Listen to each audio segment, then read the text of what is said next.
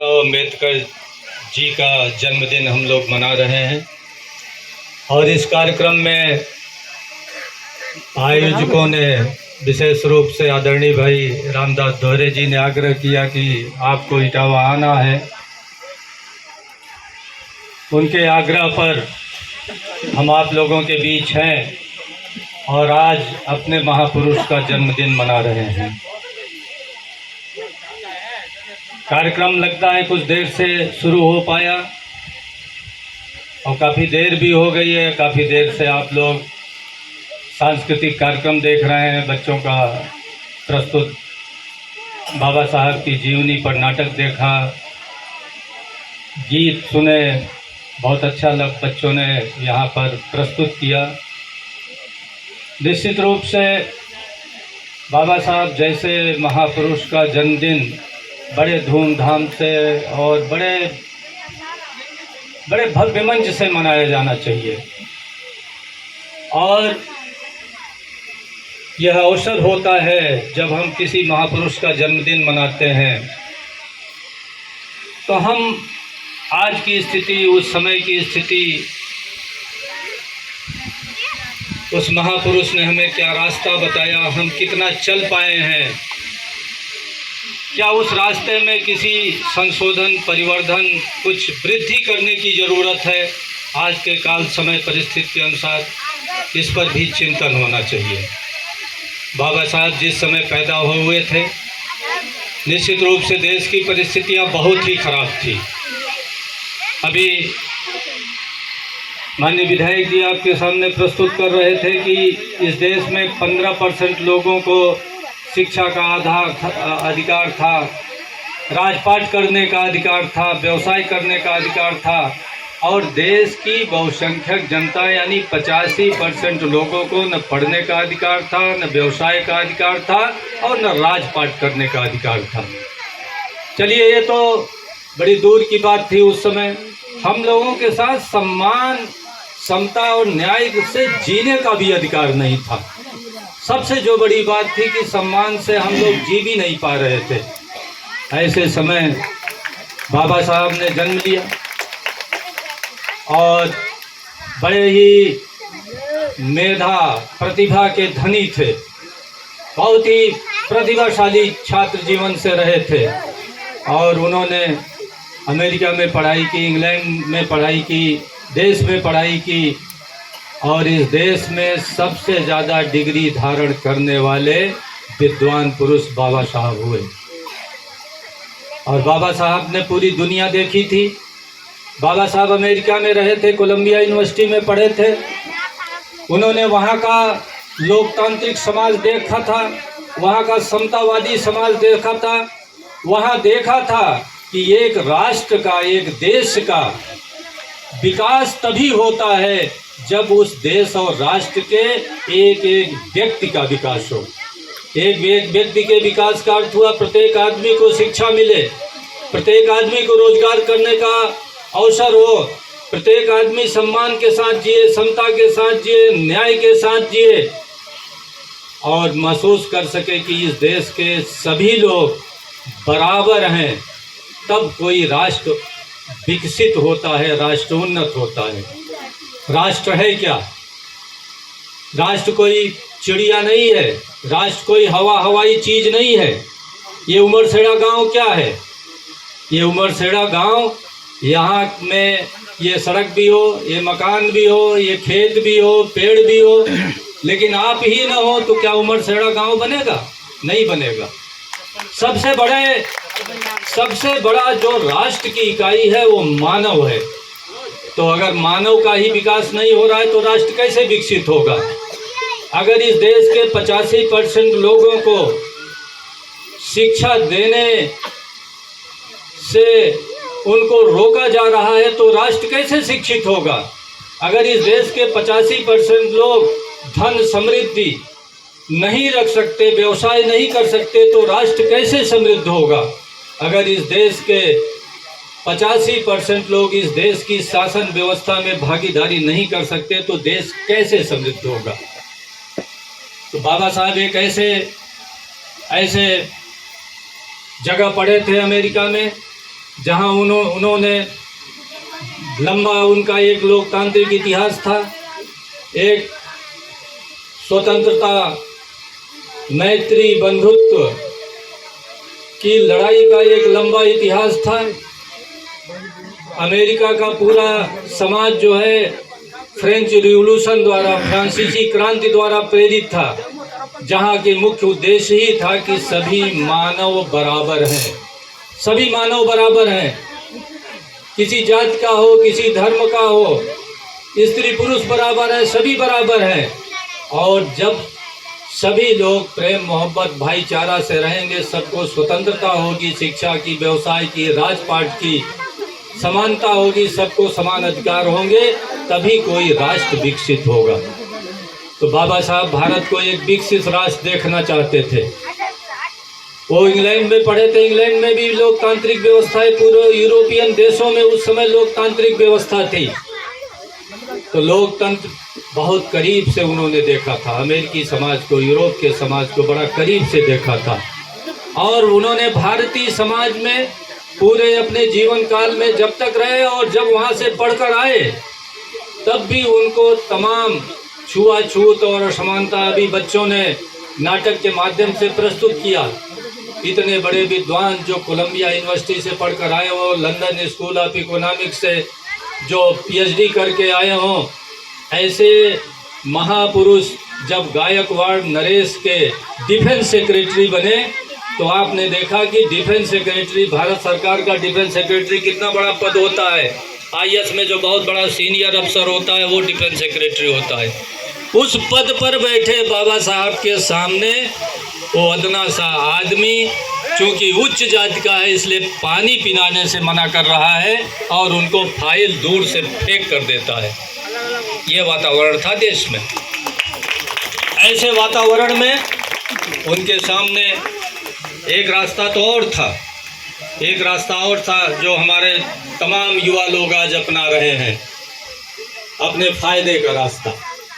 फायदे का रास्ता यही था, कोलंबिया यूनिवर्सिटी में भी उनसे कहा गया कि आप यहाँ प्रोफेसर हो जाइए, लंदन यूनिवर्सिटी में भी कहा गया कि आप यहाँ प्रोफेसर हो जाइए, अमेरिका की और कई यूनिवर्सिटीज से ऑफर आए कि आप यहाँ प्रोफेसर हो जाइए। और बाबा साहब चाहते तो अमेरिका की कोलंबिया यूनिवर्सिटी में प्रोफेसर हो जाते और एक वहीं 6 फुट की गोरी चिट्टी अमेरिकन से और अंग्रेज औरत से शादी कर लेते और वहीं लंदन में बढ़िया ठंडी ठंडी हवा लेते या अमेरिका के बड़े बंगले में रहते। लेकिन बाबा साहब के मन में आग थी। बाबा साहब के अंदर इस देश के 85% लोगों को, विशेष रूप से अति शूद्र और जो अछूत जातियाँ थी, जो समाज के सबसे निचले पायदान में लोग थे, उनके प्रति अपार स्नेह था, अपार करुणा थी। और उसी करुणा के कारण, उसी स्नेह के कारण आपकी दशा को सुधारने के लिए उन्होंने अपने सुख सुविधा का रास्ता छोड़ करके उन्होंने संघर्ष का रास्ता अपनाया और इसीलिए वो बोधिसत्व कहलाए। बोधिसत्व की यही धारणा है कि वो अपने कष्टों के बजाय, वो अपने सुख के बजाय, अपने भोग विलास के बजाय वो चाहता है कि सारे लोग सुखी हो, सारी मानवता सुखी हो, सारी मानवता खुशहाल हो, सारे लोगों का मंगल हो, कल्याण हो। और ये बुद्ध का मार्ग था। बुद्ध की करुणा बाबा साहब के हृदय में हिलोरे ले रही थी और उन्होंने उसी करुणा से प्रेरित होकर के बहुत बड़े बड़े उच्च ऑफर जो उन्हें मिले थे वो ठुकरा करके आए और हम लोगों के बीच संघर्ष किया। और संघर्ष का ये परिणाम रहा कि सदियों से जो लोग शासन, सत्ता, शिक्षा, सम्मान, समता, न्याय सबसे वंचित रहे, उनके लिए इन चीज़ों का उन्होंने प्रबंध किया। लेकिन उस समय तो साहब बहादुर कौन थे, राज्य सत्ता किसकी थी? अंग्रेजों की थी। बाबा साहब वो संघर्ष कर पाए, ज्योतिबा फुले वो संघर्ष कर पाए। लेकिन आज इस देश में फिर सामंती ताकतें, फिर मनवादी ताकतें, फिर वही सवर्णवादी मानसिकता के लोग, अपने को उच्च समझने की मानसिकता के लोग आज फिर चाहते हैं कि फिर वही पुरातन भारत हो जाए। फिर वही मनवादी व्यवस्था हो जाए जिसमें 85% लोगों को पढ़ने लिखने राजपाट का अधिकार न हो। आपको लोकतंत्र बाबा ने दे दिया, और जब हम किसी महापुरुष को याद करते हैं तो उसके बताए गए रास्ते को याद करना चाहिए, उनके संघर्ष को याद करना चाहिए। हम लोग बातें करते हैं कि भाई हमको संघर्ष करना चाहिए। अरे भाई संघर्ष तो करना चाहिए, संघर्ष की दिशा क्या होनी चाहिए, कैसे कौन सा संघर्ष करें भाई, संघर्ष का रास्ता भी तय होना चाहिए। ये लोकतांत्रिक देश है। बाबा साहब ने आपको 3 मंत्र दिया, एजुकेट, ऑर्गेनाइज एंड एजिटेट, यानी शिक्षित बनो, संगठित हो और संघर्ष करो। तो हम लोग एजुकेशन का सिर्फ ये अर्थ लगा लिए कि हम शिक्षित हो जाएं और अपने बच्चों को शिक्षित कर लें, इतने से काम नहीं चलेगा। बाबा साहब ने कहा एजुकेट का अर्थ हुआ शिक्षित करो, और शिक्षित करना सिर्फ स्कूली पढ़ाई नहीं है। शिक्षित करना इतने बड़े हुजूम को सबको शिक्षित करने में तो अरबों खरबों रुपए चाहिए, करोड़ों रुपए चाहिए, लाखों स्कूल चाहिए, लाखों टीचर चाहिए, जो शासन सत्ता आज नहीं चाहती है। और वो तभी कर पाएंगे जब आप शासन सत्ता पर बैठेंगे, वो भी दिल्ली की कुर्सी पर बैठेंगे। तो जब तक दिल्ली की कुर्सी पर नहीं बैठ रहे हैं, हम लोगों के बीच से, जो बाबा साहब का उद्देश्य था कि जनता के बीच जा कर के उनको जागरूक, उनको शिक्षित करने का काम करिए, उनको बताइए उनकी पहले दशा क्या थी, उस दशा को कैसे सुधारा जा सकता है, आज भी क्या दशा है। अभी माननीय विधायक जी कहकर गए कि भाई हमारे बीच बाबा साहब तो कहकर चले गए, उन्होंने बुद्ध का मार्ग दिया, बुद्ध का मार्ग दिया, लेकिन हम लोग कितना बुद्ध के मार्ग पर चल रहे हैं, आज भी उसी पुरातन व्यवस्था में पड़े हुए हैं। तो जब हम बाबा साहब की बात करते हैं तो पहला यही काम करना चाहिए कि हम जाकर जनता को एजुकेट करें, शिक्षित करें। दूसरा ये है कि हम उनको संगठित करें। देखिए संघर्ष तभी हो सकता है जब संगठन हो, और बाबा साहब ने संगठित करने की बात कही। आज ये लोकतंत्र है, लोकतंत्र में आप लोगों को कैसे संगठित करेंगे भाई। अब वो अंग्रेजों का राज्य तो है नहीं कि सब संगठित करके मांग पत्र दीजिए, सड़क पर धरना करिए, प्रदर्शन करिए। हर 5 साल में चुनाव होता है, आप शासन सत्ता पर बैठ सकते हैं, आप पार्लियामेंट पर कब्जा कर सकते हैं, आप प्रधानमंत्री बन सकते हैं, आप मुख्यमंत्री बन सकते हैं, और शासन सत्ता पर आकर के जैसा देश बनाना चाहते हैं, जैसा राष्ट्र बनाना चाहते हैं, वैसा देश और राष्ट्र बना लीजिए। ये बाबा साहब ने आपको रास्ता दिया है। लेकिन क्या उस रास्ते पर हम लोग चले? क्या स्वतंत्रता के आज 70 साल से अधिक बीत गए समय, बाबा साहब ने एक लोकतांत्रिक संविधान दे दिया, एक लोकतांत्रिक व्यवस्था दे दी, आपको राजा महाराजा इस देश का प्रधानमंत्री, मुख्यमंत्री, प्रेसिडेंट बनने, पार्लियामेंट में MP MLA बनने का अधिकार दे दिया। लेकिन क्या उस अधिकार का प्रयोग आज ये वंचित समाज, शूद्र और अतिशूद्र अपने कायदे से कर पा रहे हैं? नहीं कर पा रहे हैं। क्या आज इस देश में हम पार्लियामेंट तक और प्रधानमंत्री की कुर्सी तक पहुंचने की हमारी कोई योजना है? क्या? और योजना तभी होगी जब आप संगठित होंगे। और मित्रों, ये बहुत बड़ा देश है। बाबा साहब जब बहस हो रही थी कि इस देश में राष्ट्रपति प्रणाली होनी चाहिए, मैं समझ रहा हूँ कि देर हो रही, लेकिन थोड़ी सी बात सुन लीजिए। कॉन्स्टिट्यूएंट असेंबली में कि इस देश में प्रेसिडेंट शासन होना चाहिए, प्रेसिडेंशियल सिस्टम ऑफ गवर्नमेंट होना चाहिए कि पार्लियामेंट्री होना चाहिए। तो बाबा साहब ने कहा कि ये देश विविधता का देश है, विभिन्न धर्म के लोग रहते हैं, विभिन्न जात के लोग रहते हैं, विभिन्न भाषा के लोग रहते हैं, और जिस देश में विविधता हो उस देश में लोकतंत्र सबसे मुफीद होता है, और लोकतंत्र में भी संसदीय लोकतंत्र सबसे मुफीद होता है। क्योंकि अगर एक प्रेसिडेंट को चुन लोगे तो एक व्यक्ति किसी जाति का होगा, किसी धर्म का होगा, किसी क्षेत्र का होगा, वो अपने विकास के बारे में ही सोचेगा।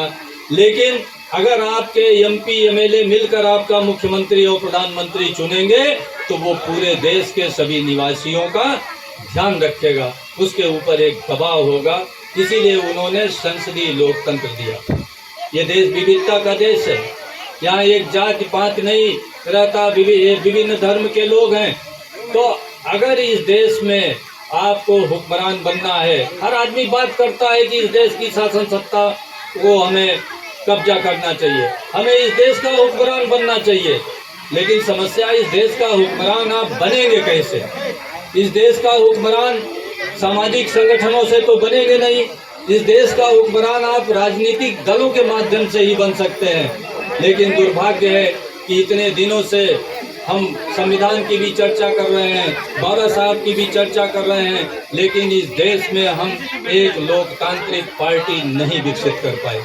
अगर हमारे बीच आज एक लोकतांत्रिक पार्टी होती, पूरे देश में एक भी लोकतांत्रिक पार्टी होती हमारे बीच में, जिसमें कभी किसी बिरादरी का, कभी किसी बिरादरी का, कभी किसी बिरादरी का राष्ट्रीय अध्यक्ष होता और लोकतांत्रिक संगठन होता उस पार्टी का, कभी आंध्र प्रदेश का होता राष्ट्रीय अध्यक्ष, कभी महाराष्ट्र का होता, कभी गुजरात का होता, कभी हरियाणा का होता, कभी बिहार का होता, कभी किसी जात का होता, कभी किसी जात का होता, तो आज हम जो इन सामंती मनवादी दलों से परेशान लोग हैं, इनका रोना न रोते। तो बाबा साहब की आज हम जयंती मना रहे हैं। हम लोगों को संकल्प लेने की ज़रूरत है, हम लोगों को प्रतिबद्धता जाहिर करने की ज़रूरत है कि बाबा साहब का जो संघर्ष अधूरा रह गया, जो उनका सपना अधूरा रह गया, उसको अगर पूरा करना है तो इस देश का आपको हुक्मरान बनना पड़ेगा। इस देश की शासन सत्ता पर काबिज होना पड़ेगा। और इस देश की शासन सत्ता का मतलब दिल्ली की कुर्सी है। और दिल्ली की कुर्सी पर आप एक पिद्दी पार्टी से नहीं कब्जा कर पाएंगे, एक व्यक्ति, एक परिवार, एक जात की पार्टी से नहीं कब्जा कर पाएंगे। हम लोगों को परिवार और जात से ऊपर उठकर, क्षेत्र से ऊपर उठकर एक राष्ट्रीय स्तर की लोकतांत्रिक पार्टी बनानी होगी, तभी बाबा साहब का आप सपना पूरा कर पाएंगे। अन्यथा ऐसे हम जयंती मनाते रहें, फूल माला चढ़ाते रहें, बातें करते रहें, और आने वाली पीढ़ी को न शिक्षा मिल पाएगा, न रोजगार मिल पाएगा, न सम्मान मिल पाएगा। आप लोग सौभाग्यशाली हो, हम लोग सौभाग्यशाली हैं कि अंग्रेजों के जाने के बाद जो शिक्षा प्रणाली बनाई गई थी, जो व्यवस्था बनाई गई थी, उसमें पढ़ लिख लिए। और ये जो नई पीढ़ी अभी आई है पढ़ लिख ली, वो इसलिए पढ़ ली कि आप हम लोगों की संतानें हैं, रामदास दोहरे की संतानें, इसलिए पढ़ ली। लेकिन अब देखिए इस गांव में कितने रामदास दोहरे बन रहे हैं, कितने उन जैसे लोग बन रहे हैं, कितने डॉक्टर इंजीनियर बन रहे हैं, क्योंकि पढ़ाई ही नहीं हो रही है। और जब पढ़ाई नहीं होगी तो कैसे आगे बढ़ेंगे? तो देखिए ना, आने वाली पीढ़ी खत्म हो रही है, न देश कहीं रसातल में चला जा रहा है, न इस देश का लोकतंत्र खत्म होने जा रहा है। लेकिन अगर आप जागरूक न हुए, इस देश में लोकतंत्र तो होगा, लेकिन 15% लोगों का लोकतंत्र होगा और 85% लोग सिर्फ जैसे मजदूर रहे, श्रमिक वर्ग रहे, सेवक वर्ग रहे, सेवादार रहे, वैसे ही सेवा का काम करेंगे। इसलिए मित्रों, बहुत ज़रूरत है कि हम बाबा साहब का जो मूल मंत्र है, एजुकेट, ऑर्गेनाइज एंड एजिटेट, आप कोई बड़ा आंदोलन खड़ा करेंगे, बड़ा आंदोलन बिना एजुकेट किए जनता को और बिना ऑर्गेनाइज किए नहीं हो पाएगा। और इनको ये एजुकेट, ऑर्गेनाइज का, जैसा मैंने कहा कि सिर्फ किताबी शिक्षा नहीं है, स्कूली शिक्षा नहीं है, समाज के बीच जा कर के भी ये शिक्षा दी जाती है। शिक्षा के माध्यम से तो 25 साल में एक पीढ़ी पैदा होती है और राजनीति हर 5 साल बाद अवसर देता है। अगर आप चाहेंगे, संगठित होंगे, बाबा साहब के लोकतांत्रिक संविधान जो उन्होंने दिया, लोकतांत्रिक जो व्यवस्था दी, उसी ढंग से अगर लोकतांत्रिक संगठन करेंगे, पैदा करेंगे, उस लोकतांत्रिक संगठन के माध्यम से संघर्ष करेंगे, तो निश्चित रूप से बाबा साहब का सपना पूरा होगा। इसी के साथ आयोजकों को पुनः धन्यवाद और बाबा साहब की जयंती पर सभी लोगों को बहुत बहुत शुभकामनाएं। जय भारत, जय भीम, जय हिंद।